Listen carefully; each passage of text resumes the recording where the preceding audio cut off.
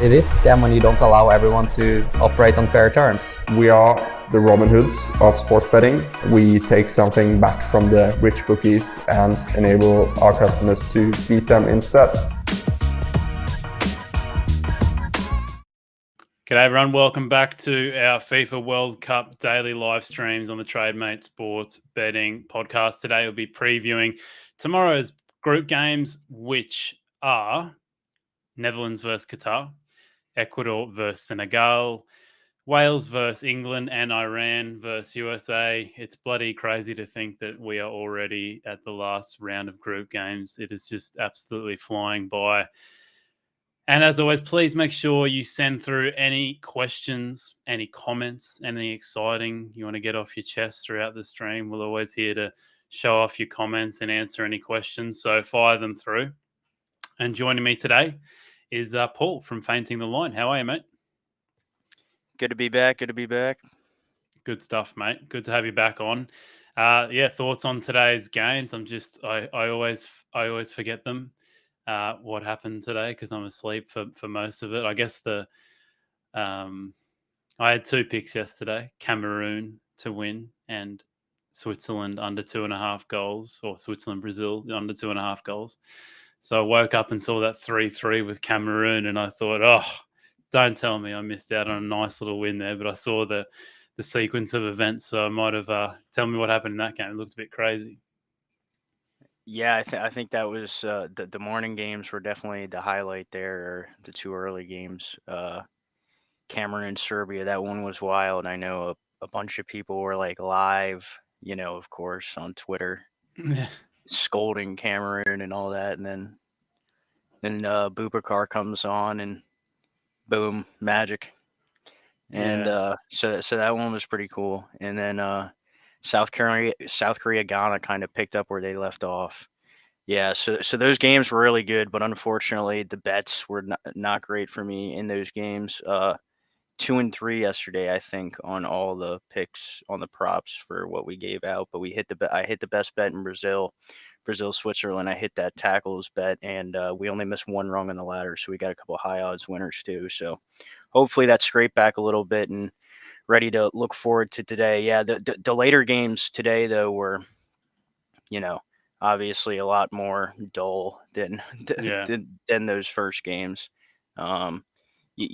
Tomorrow you could see the same kind of thing where a couple could kick off, but a couple could go dull because one might not matter versus the others. There might be desperation situations where you can get some big second half goals, kind of like you saw in those two early games today.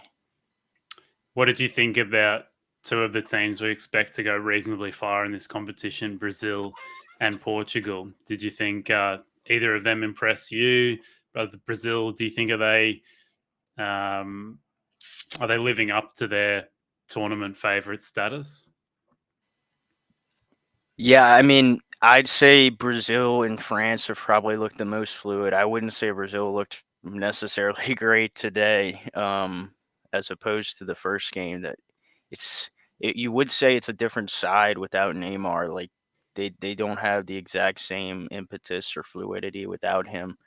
I don't think like Paqueta in that position is anywhere near the same, or like double number 8s. You're playing number double 8s of Fred and Paqueta to make up for the creation of Neymar. It's not tit for tat, let's say it like that. So yeah, I mean, I thought they looked a lot better with Neymar. I mean, that's not really anything too groundbreaking there, but Portugal, I still don't. For me, I don't see them winning the tournament personally. Playing the style that they play with. That's just my personal opinion. But yeah. So but they got a nice result today and can't knock them for that. So yeah. All right. Good stuff, mate. Let's why don't we get into tomorrow's games? And as I said before, guys, please comment through any questions you've got throughout the stream. It is going to be a bit difficult to break down some of these games. Just in general, like, take this first game, for example, Netherlands versus Qatar. It's sometimes hard to predict what kind of teams they're going to put out and also how they're going to play. So anyway, Netherlands 1.23 against Qatar. The draws at 6.38. Qatar at 15.45. These are all pinnacle odds, by the way. Asian handicap at 1.75, and the over-under, this is the highest line I've seen all tournament, 3.25.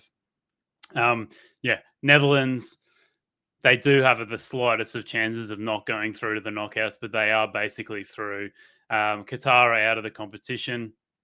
Qatar, I would guess they still have quite a lot to play for, considering they're the hosts of the World Cup.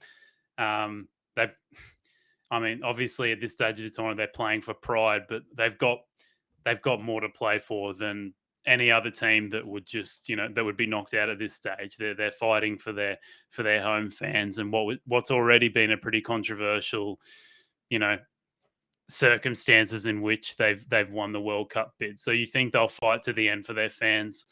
But yeah, I think let's start this with what you think about the Dutch in general at this point, because they are top of the group, but in both games you can make the argument that they were either on equal terms with the other team or they were outplayed. So where do you see the Dutch at this point in the tournament? They give me kind of vibes that they're kind of on the same kind of level as like a Portugal or something like that at the moment. Yeah, they're definitely not like a fluid side. You'd say either.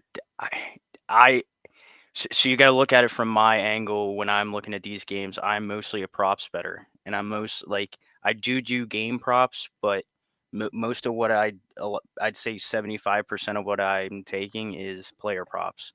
And in this type of game, like, I can't play Van Gaal roulette as you'd have it. I just don't know who he's tossing out there at some points. Like, Netherlands should be trying, as you said, to win this game, because even though they're basically already through, they could still finish like second in the group, and you really don't want to finish second because you've got the second place in Group B that you're going to play in the next round, who would be Iran or USA if you finish first, whereas you'd be playing England in the next round if you finish second. So it's definitely, I'd say, a game that the Netherlands should be looking to win. But I think the odds also probably factor that in. And as you say, Qatar will have the home field advantage, and they still have something to play for, something to get out of this World Cup, even if they're a lot less talented. Yeah, so it's just one for me that I have to stay away from. This is the game that's a no touch for me on tomorrow. I have live goals ? Written down maybe, but if it's 0-0 at halftime, maybe get involved in a goals angle or something. But it's just not one I can take. What do you think about the over-under line on this? To me, it looks too high, and this is what I've got just doing a little bit of just going through when I went through the games yesterday. This was the one game where I thought there could be a potential opening here for a bet in terms of the goals line. It just looks so high for honestly, Netherlands could just go out and win this 1-0. They could, go out, score their goal, and then just shut up shop and be like, and that would go along with how Louis van Gaal, likes to play his football. I guess this line is just based upon maybe people, the market thinking that Qatar, they're going to go very attacking, really try and, somehow get a win in this game, make it an entertaining game, et cetera, et cetera. And then maybe they'll get caught on the counter attack, those kind of things by the Dutch. I don't know. To me, I think the line's kind of absurd, but at the same time, like, I could see a 3-1, I could see a 4-1, I could see the Dutch, if they do score early, that it could get out of hand. Yeah, there's fluctuations in the types of, like, that huge variation in the types of game states. That's why I'm not going to really get involved here. But I mean, when I initially looked at the game, I kind of thought the same thing. That the game set at a total of 3. Like, that seems a little excessive. But if you look at where the money moved, it was the timestamps basically correspond with that number coming in. It was at over 2.75, and then it came into over 3. Basically, right after the group states occurred, where Netherlands needs to win this game to be first in the group. Basically, once people knew that, like once Ecuador got that last result, once people knew that, I think that's why the money started to come for the overs. So I wouldn't necessarily say it's too inefficient right now, but I mean, if I had to get an entry point, I don't think it's a bad time to enter for the unders if that's what you want to do. But it's just one that I'm going to stay away from. But yeah, I think that would be a good entry point if you're trying to enter the market now. Correct.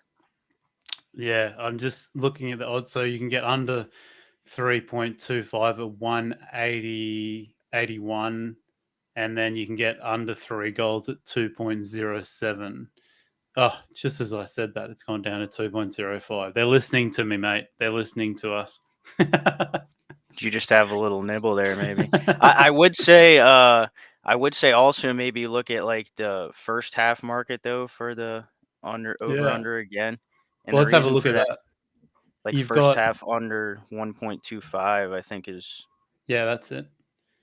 Yeah, I mean, yeah, maybe that's an angle too. You could see potentially the Dutch scoring early. Well, And if it's like if the Dutch, if it's not that this is necessarily a likely game state, but if the Dutch, have a 2-0 lead or 1-1, like you could see either the Qataris pushing if it's like a bigger lead that the Dutch have, or you could see the Dutch pushing if the Qataris somehow could keep it in the second half till like it's a lower score. You could see the Dutch pushing forward in the second half and maybe like breaking it open at some point, like a couple in succession. So that's the only reason I'd say that. But yeah, I mean, if I had to enter it here, I'd probably do the unders at this point, but it's just not for me. I've actually just looked up to win to nil for the Dutch, and you can get as high as 2 at Bet Victor, 1.9 at 365. I think that could be a potential angle because I could see most likely Dutch are going to score first if they are going to win the game, score first, and I couldn't imagine them, going hard for a second. I could imagine them just playing their boring old football. Qatar potentially, really trying to find that goal to equalise, and Netherlands get them on the counter again. That's. I think I'd have to have a further think about it, but I think that could be a potential entry point. Netherlands to win to nil. Any thoughts on that at 2s? I mean, I don't really have any thoughts. I mean, it's just one I'd stay away from. I mean, personally, I'm not gonna take that near even money with Netherlands, but that's just me. That's just me. All right. Well, we can move on, mate. I'm just trying to do the maths here on the spot quickly. If you've got true odds for Netherlands at the moment are around 1.3, so 77% chance of winning. If they win the game, how much do you allocate that to them winning to nil? If you're over 50%, then maybe win to nil at 2 or more is a good bet for you. I'll have a think about it later. But anyway, I think it's a good option if you're trying to get involved, I'd say for sure. Yeah.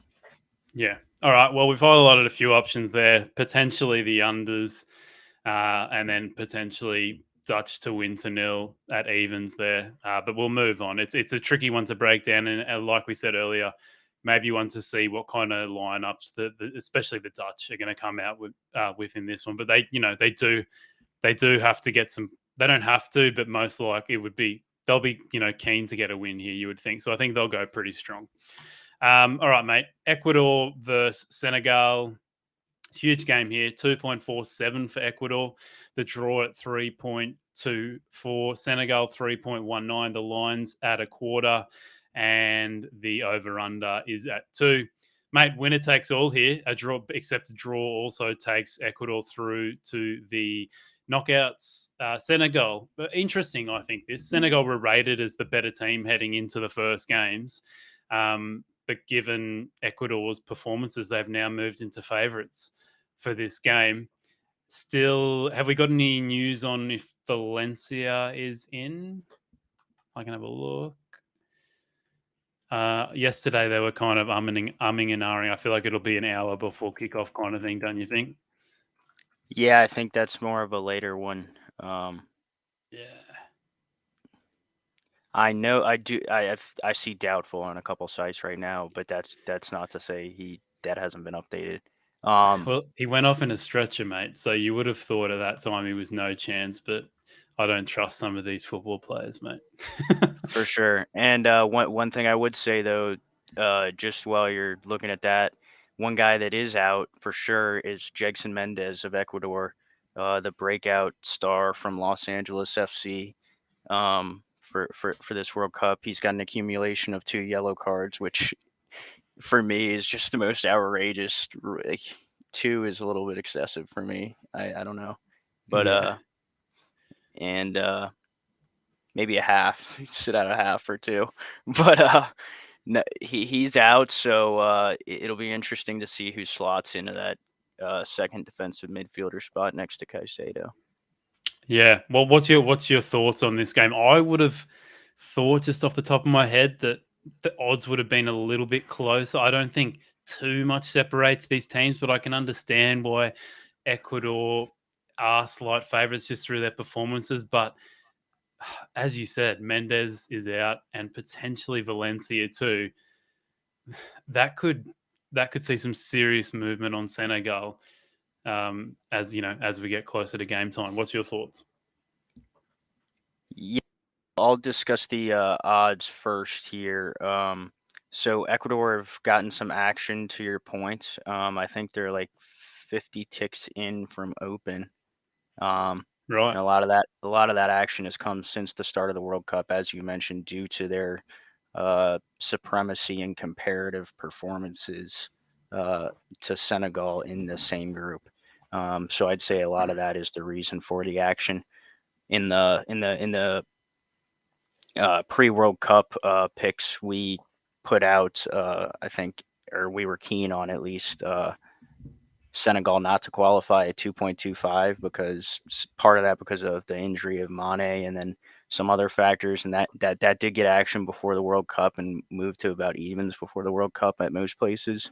And so now hopefully it's a good position to be in. We're sitting on 2.25 and now we just need a draw for Ecuador to go through and Senegal goes home. So that's a good position to be in. Obviously, people have already chipped in at Ecuador's price, but if I was looking to get on, I personally would still get on Ecuador. And I don't think there's too much supremacy. There might not be a ton of value in the price now, but I think because of the game state, there could be value there in the price. So like you just said, Senegal have to win. So I would tend, if I was going to get involved in the handicaps, I would play it a little riskier in some of these games because of the desperation of some of the teams. I'd play Ecuador minus 3/4 of a goal at 3.06 at Pinnacle is personally the way I'd go with it, because you could have a Senegalese side that are desperate at the end. Ecuador might just pass it about and sit in for most of the game and try to just hold on to a clean sheet, which they're very capable of doing if you've watched them. But they're also a footballing side. They're not just going to do that. Yeah. They even they had a good percentage of the ball against Netherlands with 3 center backs. So I think they had 46% of the ball against Netherlands with 3 center backs. So yeah, I would try to get a little riskier if you're looking to get into the handicaps, maybe a quarter unit play or something like that on Ecuador -1 at 4.48 at Penny, or if you want to get something out of them winning just straight out, then -3/4 at 3.06 is where I'd go with that. But I have I got tons of passing angles for this game. I got a nice spread for us. All right, mate. Well, why don't you rifle through your prop bets for this one? Yeah, so what I would do here is I would split my stake between all the guys because obviously I'm taking some passes guys on the same team, and so they're all correlated bets. So what you're going to want to do is take like between 1 and 2 units, whatever you're comfortable risking between all these bets, and just kind of play a little bit on each one. So the prices I like are for the center backs of Ecuador, Piero Hincapié and Jackson Perozzo. Perozzo, you're going to get 42 plus passes at the offshores at 1.84, and you can get 45 plus at the if you're in Europe at the Ladbrokes and Coral Shops at 1.95. And I also like his alt line at 50 plus at 2.7 if you need some stakes there too. So Jackson Perozzo on the pass line. I'm also going to go, as we mentioned earlier, Jegson Mendez is out, so I'm also going to go with who I think is going to play in center defensive mid and form the double pivot with Caicedo, who's Carlos Grazo. 40 plus passes at 1.9 at Ladbrokes and Coral, and then I'd ladder that with the 45 and 50s at 2.88 and 4.6 for smaller stakes. And then Hincapié is 50 plus passes at 2.05 and 60 plus at 4.5 at Ladbrokes and Coral. And then I would just also get Caicedo in there. And this is better for some of the guys that have like 365 over 51.5 passes at 1.86. And then I'd ladder that up to 63.5 at 6.5 and 59.5 at 4s at Bet365. So basically the reasoning for this is we have a tactical advantage with Jegson Mendez being out, who's usually the normal deep lying midfielder. So we're getting those passes in Caicedo and Grazo. We're getting tactical advantages on both of them on the lines, who are going to occupy a double pivot. Usually it's Mendez just dropping in, and Caicedo's further up than like he would be playing for, say, a Brighton, where he does occupy the pivot. So the CB lines are set at 60 to 75 at basically all the other providers in the offshores and the European providers, and the Ecuadorians have shown, a crazy ability, like we mentioned, for a side of their stature, a crazy ability in possession, even against like the Dutch, who are a pretty decent side in possession and a major European threat. Both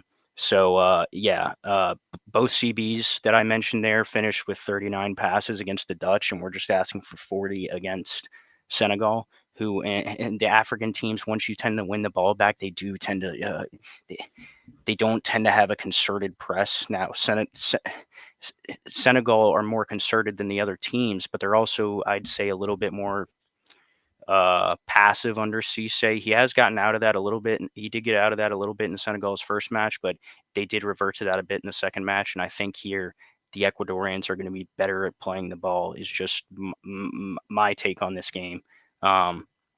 Even though they can sit in, they will play because that's their nature. And that's why we're getting these passes lines so low, I think, as well. So I'm seeing Ecuador at about 46% possession against the Dutch. So I expect a nice, fat, juicy possession number against the Senegalese. And I just think all their passes lines are a little bit too low. So I'd spread it out amongst the guys I mentioned. All right. Good stuff, mate. I think we'll just move on from this game now. It's a bit of a tricky one to break down in general.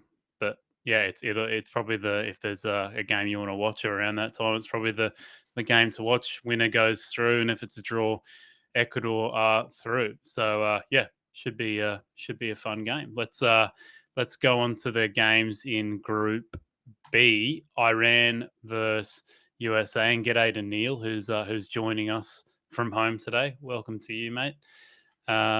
Please send through any of your bets that you like for the games tomorrow, mate. Always appreciate your opinion, since you can't be stuffed joining us live. Iran 4.2, draw the 3.51, and USA at 1.98. Asian handicap is at half a goal, and over under at 2.25. USA need a win to go through the knockouts after a decent display against England, whereas Iran just need the draw. Iran played quite well against the win over Wales, like a huge bounce back from that 6-2 loss to England. So, what are your thoughts? Let's start with the US for you, mate. What do you think about the US in this game? Do you think they should be as short as 198? I'm probably a little bit biased here in the sense that I do have that qualification bet on Iran. But I still kind of feel like 1.98 for the US. Just, it seems too short to me. But what do you think?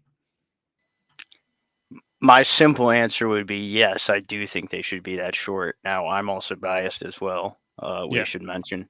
But yeah, and I might eat my words for that. But I think they should. Everybody else has been a bit lower on the USA team than me in general, I think. Uh, so you can take that with a grain of salt or how it is. But yeah, if I was looking to be getting involved for the same reasons, I would be getting involved on the USA side of the handicap. So here's my thoughts. Basically,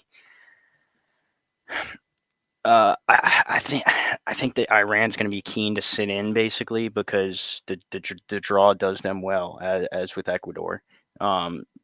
So I would be keen on the USA still, even though their price has moved in about 20 ticks since the market knew that they needed to win as well in this contest. So I still tend to like the USA price though.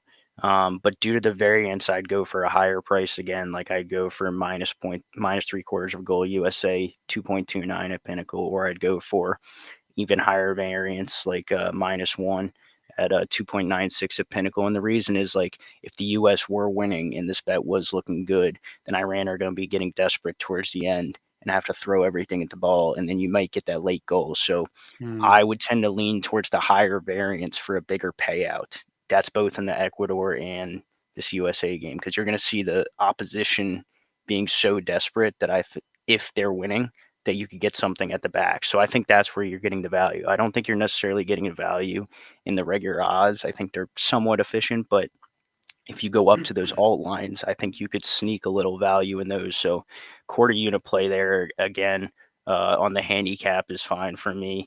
I'll take that -3/4 at 2.29 in this one for another small handicap play like I did with the Ecuador one. But again, I have a passes spread that I'm more keen on than my handicap bets. But yeah, that would be my thoughts on the handicap.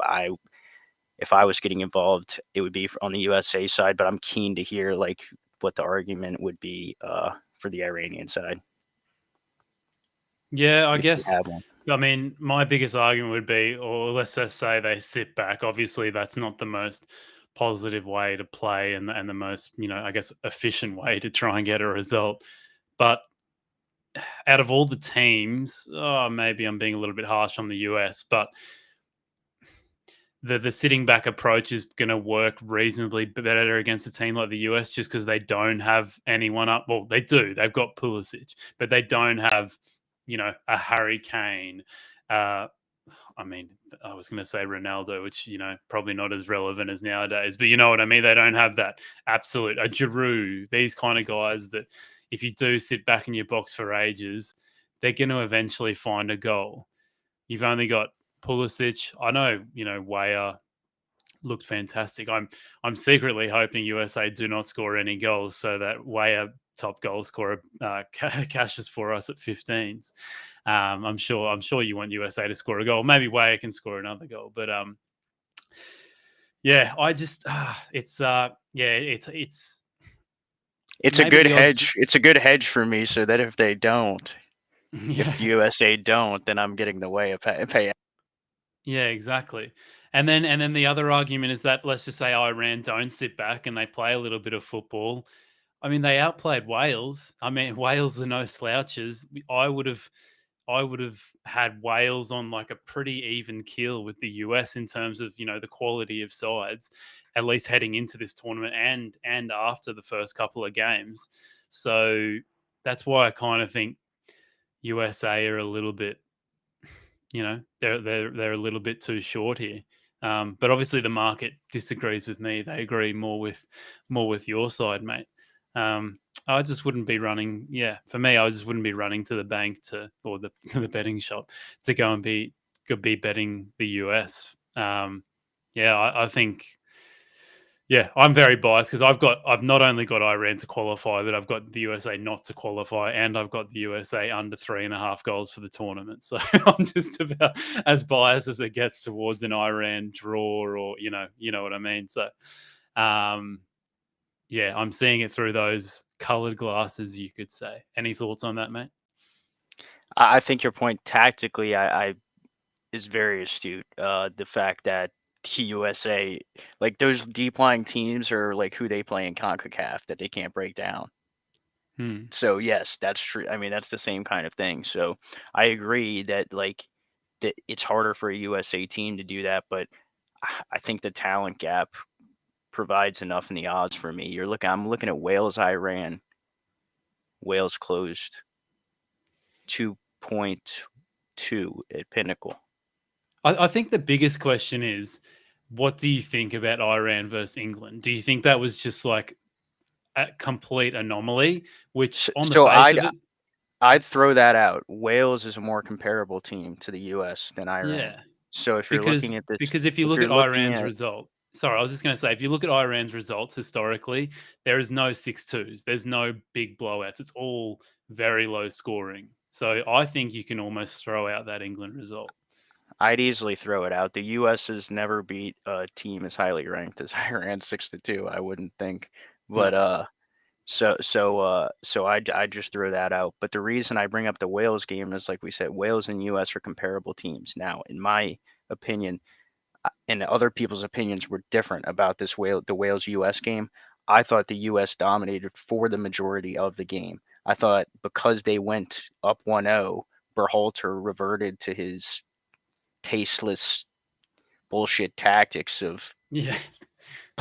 just pounding it out the back and trying to basically stamp in a 1-0 when this team had an athletic advantage over Wales. They should have kept pressing higher.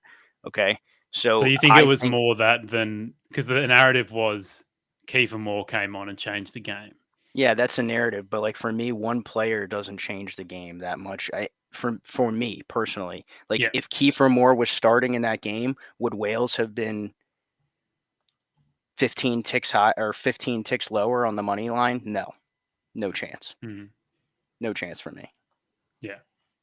All right. I think we've broken it down pretty nicely here. And Neil has said not looking at lines, but I'd like Iran on most cards or a card handicap. Daniel Costa here says, "Evening, gents. Enjoying the daily shows. I'm finding it harder to pick player props now with the increasing amount of subs allowed, but enjoying the World Cup and slightly up for the comps so far. So good stuff." I like Yeah, this one from no Pataya for Shannon. Take the overs on Iranian pitch invaders, fan pitch invaders. Good stuff there, mate. All right. Well, you've got some props in this. We've babbled along about our main market kind of thoughts here. I don't think it's good. You've got two sides of the coin here. So pick your side. But mate, what do you think about the player props side of things? Yeah, so I've got another passes spread. I do about 1 unit total to 1.5 unit total, so a little bit less than the other passing spread. And the players I'm going to say here all are on the U.S. And it all has to do with what me and Alex were saying. We think that the U.S. are going to have the majority of possession of the ball in this game because they have an athletic advantage. They had an athletic advantage against Wales. You'd think they're definitely have an athletic advantage against a team like Iran. So I see the Iranians sitting deep until the U.S., if they can, crack them open. And so I would see this being 0-0 probably for a while because it is a stout Iranian defense, except for, as we said, against that one English outlier game. So I'd be taking Adams on the passes line. Tyler Adams is over 71.5 at Bet365 at 1.83. And then I'd ladder it small, also over 81.5 and over 86.5 passes at 4.33 and 7. I'd also go for Tim Ream, over 73.5 at 1.83 at Bet365 and over 83.5 at 4.33 at Bet365. And then I'd also go for Walker Zimmerman, the other center back, at over 83.5 at 1.83, and then ladder the 4 and 6.5 lines as well corresponding. So yeah, just see Iran sitting way deep. I think Ampadu had 69 in the Wales game, and he's like obviously not a normal midfielder for his club. And I expect the U.S. to get more possession than Wales did against Iran. The CBs for Wales hit in the 60s and 70s as well. So with the increased possession, I would see the U.S. with a big ability to go high in these, especially if it's 0-0 until the 70th minute. I could really see like some of those alt lines being really where the value is. So I have these each projected like 8 to 10 passes higher per guy. That's where most of the other European books are, but you can also take all the main lines that I mentioned there at the offshores. But the other bet I like in this game actually is Tyler Adams over 2.5 tackles. I think the last stream I gave it out, I don't remember if it hit or not. It hit the first game and it missed the second game in the World Cup. I think I was only on for the first stream, if I remember correctly, but I don't remember. But I had it last game for my premium members as well when it missed, and I think we had like it closed at like 1.5 or something, and it still missed. But he had 6 ground duels against an England team where you're going to get the possession off them much less. I still loved the bet because he had 6 ground duels, has one of the highest tackle conversion rates from ground duels. So I feel we just got a little bit unlucky in that bet for him to get the tackles against England in my premium, and I'm going to take it here again at Bet365 over 2.5 tackles at 1.9 for Tyler Adams. Usually in the Premier League, his 3+ tackles line by the time of the game is closer to 1.5. So I would look for that to come in maybe. And over 3.5, I'd ladder at 4.25 at Bet365. You can also get the Adams line offshore at 1.86 at any of the offshore books. Yeah, those are my player props for the US-Iran game, and I like those a lot.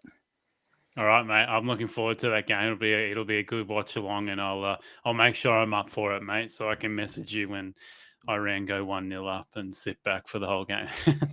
I'm joking. Then listen, if the pass is rake and that's what happened, I'll be a happy guy. So yeah, happy days, just so everybody remembers, if I'm giving out a handicap bet, you want to definitely play it like less than my player props. I'm definitely more specialized in those. I do have to say I like that angle of the handy. It was at minus 0.75 for the US. I think that is if that's a good, if USA do win the game, I could well and truly see that happening. So was it minus 0.75 at what was it at? 2.29 at Pinnacle is what I saw. Yeah. All right. Nice. Well, there you go, guys. I think that's all the information you need for Iran versus USA. So let's move along to the second game and the final game of tomorrow, Wales versus England. Wales are 7.99, 4.41 the draw, and England at 1.47. Asian handicap, 1.25, and the over-under at 2.5 goals. Wales are still a chance of going through after that loss to Iran, but the smallest of chances. I'd still expect them to fight hard here. I mean, it's their first World Cup they've been in since I think it was the 50s or something like that. So I don't think they're the kind of nation that's going to, give up and not put anything into this game. I think they'll try hard. And England, after that massive victory over Iran, I think you've seen the range of emotions from England fans. Oh my God, we're amazing, beating Iran 6-2 to we are the worst team ever. We are dreadful versus the USA. So let's start with this. What's your read on England at the moment? I would say that I rate them probably the exact same as I did as they entered the tournament. Do not deserve to be. I think they were third or fourth favourites coming into the tournament. Or maybe they deserve to be fourth favourites, but I can't see them getting close to lifting the cup. Yeah, they're like a bigger version of the USA because the thing that holds them back is the coach. Like the USA 100%. doesn't have the depth that England has, but they really are like a mini version of England because like the whole game plan and the coach just holds back most of the talent that they have. And yeah, they actually have a ridiculous teaming. I didn't realize because Southgate plays the wrong players. I mean, whatever, you can have your opinion on that, but if you pick their like best 11 players and they went out, had like a really good coach, played attacking football, exciting football, they would have it's actually a ridiculous team when you like they've got Ben White sitting on the bench who could play a fun attacking brand, Alexander Arnold, They've got in midfield, they've already got a great midfield. And then up top, Saka, Kane, Grealish, Foden. Like, I think if they played like a team like that, they could easily be second favourites to win the World Cup behind Brazil. 100%. Yep. I don't have a single thing to add. I totally agree. The thing, the game tomorrow is kind of weird. They should be good looking to win. I mean, it's just they're not a high scoring team because of what we're talking about. So it's always harder to take them on a handicap, I'd say, for me. But like if you're just comparing the Wales and US prices again, like this is exactly where the US game was, 1.25 on the handicap, I think. Was So, it? I think it was maybe 1 or something like that. I think they were a was a little 1? bit higher. Okay. Yeah, like personally maybe 1.47. maybe it can't, like some money came in on US. I don't know. Maybe before I might have been looking at it earlier, when it was. But yeah, like the 1.25 range. It's about the same. I know some money's coming for England, I guess. This is just another hard one for me to call though, because I don't know exactly who Southgate's going to put out there. They should be looking to win this game 100%, but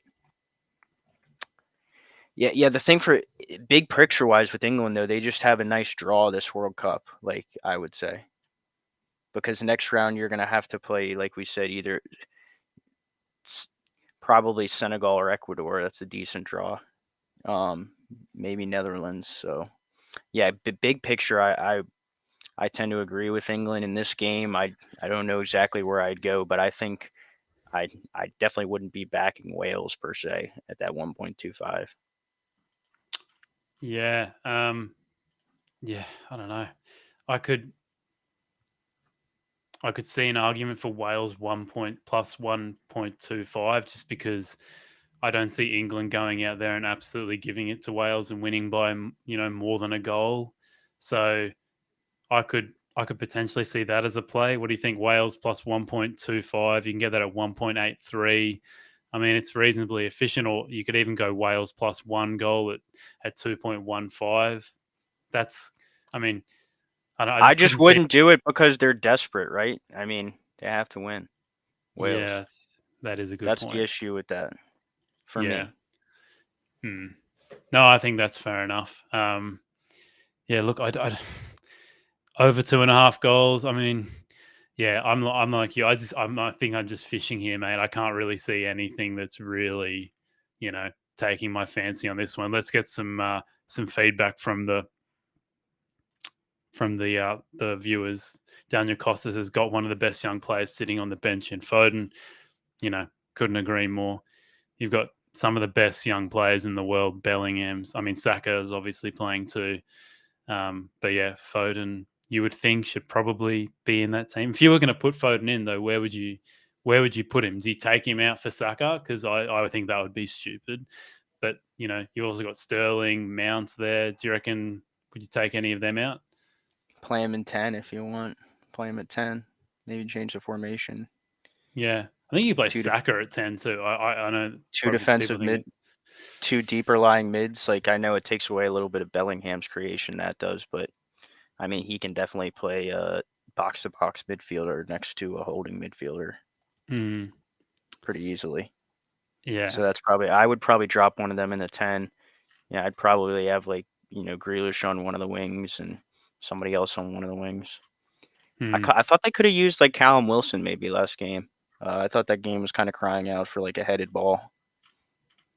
I think they have deeper striker options than they kind of make out. Like he's a good striker, especially I think like at the international level, he could be a good striker, getting in behind and headers and things like that. Like that one that Harry Kane missed at the end.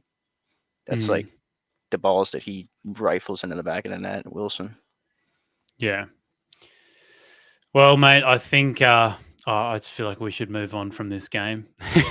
I don't think either of us have got any great betting insight at all. It's a tough one because you could see it a 1-0 to England. I could also see Wales, really fighting hard, and I could even see Wales winning the game. It honestly wouldn't surprise me. I'm just not too high on this English team, or at least the way they play with Southgate. Okay, Norfolk in here. My buddy says he thinks that maybe they'll start Trippier and Shaw and take them off. So maybe you'll want to look at some under passing lines. That's a great shout. A lot of guys have been doing that recently. And you will see, obviously, there's up to 5 subs. So the unders lines are a great shout in those games that maybe won't mean anything for the teams at the end. So great shout there. Yeah. All right, mate. Good stuff. Well, let's call it there for England versus Wales. And let's look at our best bets for tomorrow. What have you got for me, mate? Yeah, the best bet for me, you could kind of go a number of ways. Considering the other two are spreads, the passes spreads, I'm going to go with Tyler Adams over 2.5 tackles at 1.9 at Bet365 is my best bet. All right, good stuff, mate. Yeah, look, I don't really love anything tomorrow. I like Iran. I don't know if I'm not going to back them, obviously, because I've got that many outrights on them, but I don't mind the unders in the Dutch game either. But yeah, I think a lot of people in general probably don't even need bets for tomorrow because they've got all their outrights coming through. Everyone's got something to sweat in terms of qualification and stuff like that. So look, I'll just I'll stay boring and just say, just get an early bet in on Australia to win the World Cup.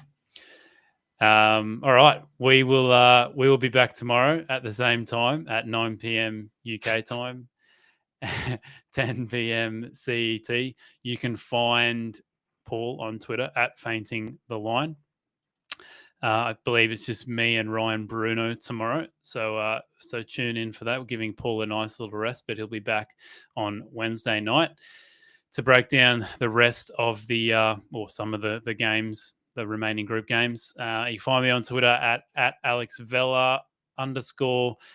But yeah, we will be back tomorrow, ready and firing to go. Interesting round of games tomorrow with Argentina, Poland, Mexico, and Saudi Arabia, all with a chance to go through. And of course, the great Australians trying to make the World Cup finals for the second time. So that'll be good fun to chat with Ryan tomorrow.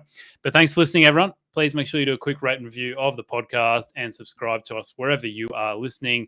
And if you are looking to implement some of the strategies we talked about today on the podcast, please start a free week trial of Trademate Sports. Thanks once again for everyone tuning in, and thank you, Paul, very much for coming along, and I will see you in a couple of days. See you soon. Thanks, everybody in the chat.